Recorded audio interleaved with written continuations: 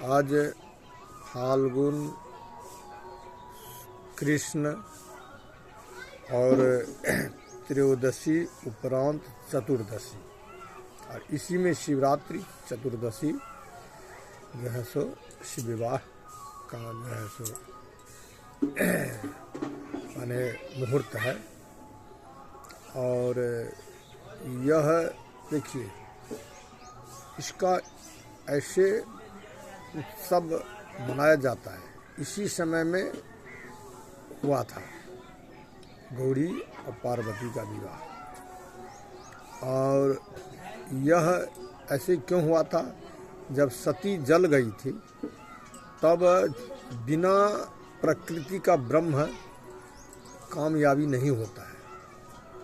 तो प्रकृति गौरी हुई, उनको शिव के साथ जो है सो माने एकीकृत होने के लिए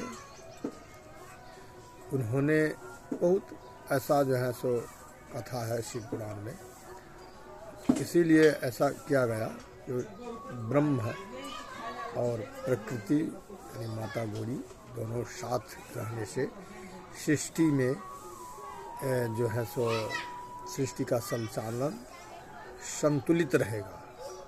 और नहीं तो इसी समय में क्या हो गया था, अनेक राक्षसों का उत्पात और ऐसे हो गया था तो समझ लीजिए जो प्रलय हो जाएगा।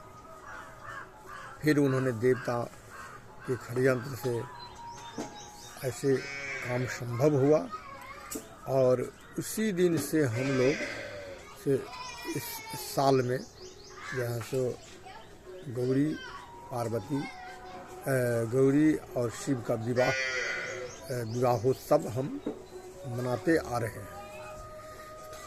ये इतना पुण्यदायक ऐसा है, योग है, जो इसमें रखिए इसको 3 ठो रात्रि कहता है, काल रात्रि, महारात्रि। इसमें ये ऐसा रात्रि है जो उसी में आते हैं। और ये रात्रि में सिद्धि साधन तपस्या अति पूर्ण अति विशिष्ट होता है।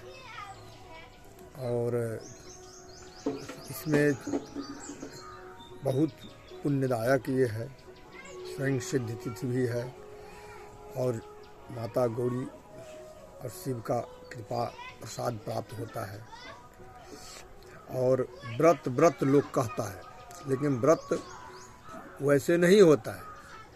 व्रत हो गया वृत्ताकार, यानी उसी में तल्लीन, जैसे वृत्त में कहीं खाली नहीं रहता है। ऐसे ही हम शिव पार्वती के उपासना में तल्लीन रहें, चारों तरफ से किसी जगह से खाली न हो, और इस समय में किसी प्रकार का जो है सो इधर उधर मन को न भटकने दें।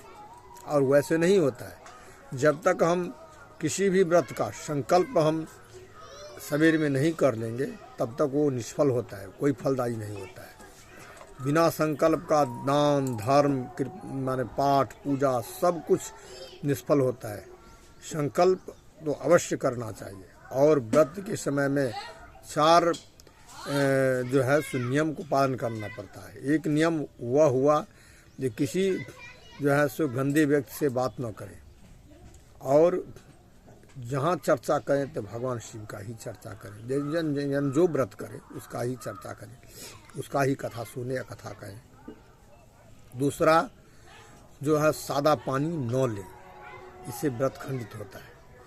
और जो व्यसन है, किसी का व्यसन है तंबाकू, किसी का पान, किसी का सुपारी, किसी का, वो व्यसन छोड़ दें। 3 हो गया। और चौथा, दिन में सोना नहीं। ये 4 जो है सो है। और आहार भी संतुलित होना चाहिए, व्यवहार भी संकुचित होना चाहिए, और मन साफ होना चाहिए। किसी उपासना के समय में किसी के प्रति ईर्ष्या, द्वेष, मद, मोह इत्यादि सबको हटा दे।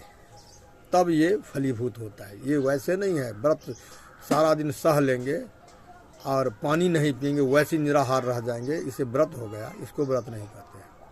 और हम जो है सो नाटक, बहुत आदमी अभी जो है सो शिव मंदिर में जत्र कुत्र बहुत लोग माथा टेकता होगा, बहुत माथा फोड़ता होगा, बहुत कुछ करता है, इससे फल नहीं मिलता है। सबसे पहला बात है श्रद्धा को उपजाना पड़ता है। श्रद्धा जब उपज गया तो समझ लीजिए वो फल उसमें पड़ा हुआ है, जब चाहे तब फल उसको चख ले। तो हम अपने वाणी को विराम देते हैं। बोलो नारायण भगवान की जय।